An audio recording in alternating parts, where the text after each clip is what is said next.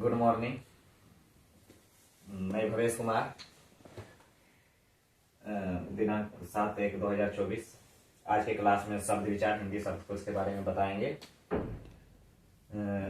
Channel सबसे पहले आप लोग को बता देते हैं कि देखिए, हम जिस चैनल पे अपना वीडियो डालते हैं उस चैनल का नाम ऋषि द क्रिएटर। चैनल पे जाकर चैनल को सब्सक्राइब कर दीजिएगा और लाइक कीजिएगा वीडियो को। और आप लोग को आज की क्लास में शब्द विचार हिंदी शब्दकोश के बारे में जानकारी देंगे। सबसे पहले हम लोग पढ़ेंगे शब्द विचार है क्या। शब्द विचार कहते किसे हैं? तो किसी भाषा के सभी शब्दों का समूह, किसी भाषा के सभी शब्दों का समूह उस भाषा का शब्दकोश या शब्द भंडार कहलाता है। समझ पा रहे होंगे कि किसी भाषा के सभी शब्दों का समूह उस भाषा का शब्दकोश या शब्द भंडार कहलाता है। समझ गए होंगे। अब आइए शब्दों का वर्गीकरण। शब्दों का वर्गीकरण कितने आधार पे किए गए हैं ये समझना है हम लोग को। तो शब्दों का जो वर्गीकरण किया गया है वो 4 आधार पे किया गया है। कितने आधार पे? 4 आधार पे किया गया है। ठीक, पहला आ जाइए। पहला आधार स्रोत के आधार पे। पहला किस पे? स्रोत के आधार पे। दूसरा रचना के आधार पे। तीसरा अर्थ के आधार पे। और चौथा प्रयोग के आधार पे। समझ रहे होंगे। कह रहा है कि शब्दों का वर्गीकरण कितने आधार पे है? तो 4 आधार पे। ठीक, पहला स्रोत के आधार पे, दूसरा रचना के आधार पे, तीसरा अर्थ के आधार पे और चौथा प्रयोग के आधार पे। ठीक, तो अब कहेंगे कि पहले हम लोग पढ़ेंगे स्रोत के आधार पे।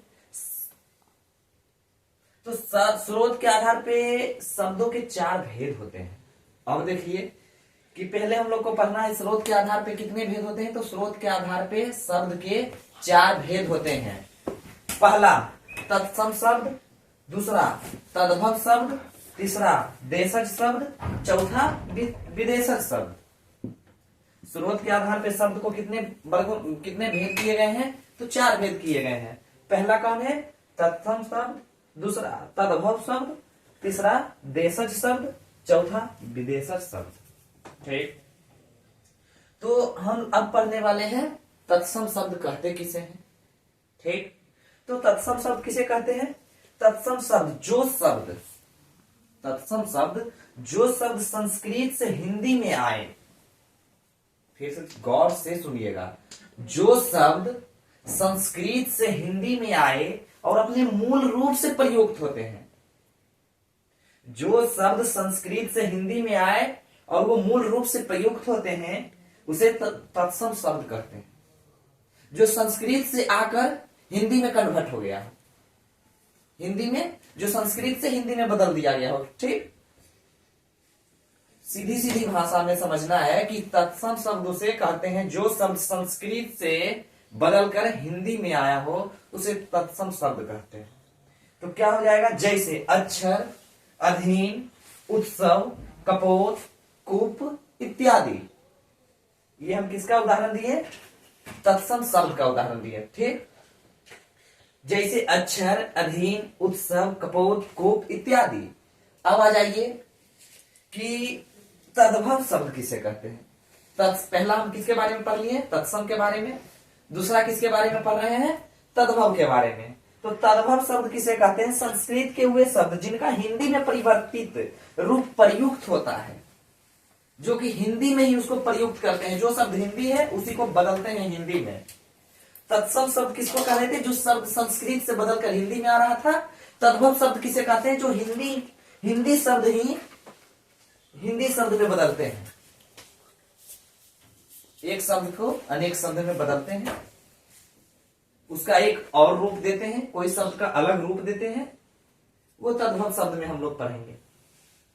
तो तत्सम शब्द समझ गए।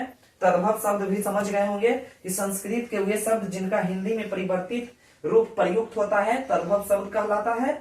अब आ जाइए हम लोग तत्सम शब्द और तद्भव शब्द। तत्सम शब्द किसे कहते हैं, तद्भव शब्द किसे कहते हैं, उसमें अंतर देखते हैं। आपको बोल रहे थे कि तत्सम शब्द संस्कृत के शब्द है उसे हिंदी में परिवर्तित करते हैं, तद्भव में परिवर्तित कर देते हैं। तो आ जाइए, पहला क्या है तत्सम शब्द में देखेंगे, अच्छी। अच्छी जो है वो एक संस्कृत शब्द है, ठीक। अच्छी जो है वो संस्कृत शब्द है, और उसको अगर तद्भव में बदलेंगे अच्छी को, तो वो क्या हो जाएगा, आंख। अच्छी को अगर संस्कृत, अच्छी शब्द जो है वो संस्कृत है, वो क्या है, तत्सम है, और अगर उसको तद्भव में बदलेंगे तो अच्छी को क्या हो जाएगा, आंख हो जाएगा। उसी प्रकार अश्रु, अश्रु जो है एक संस्कृत शब्द है, तत्सम शब्द है, उसको तद्भव में बदलेंगे तो आंसू। आम्र, आम।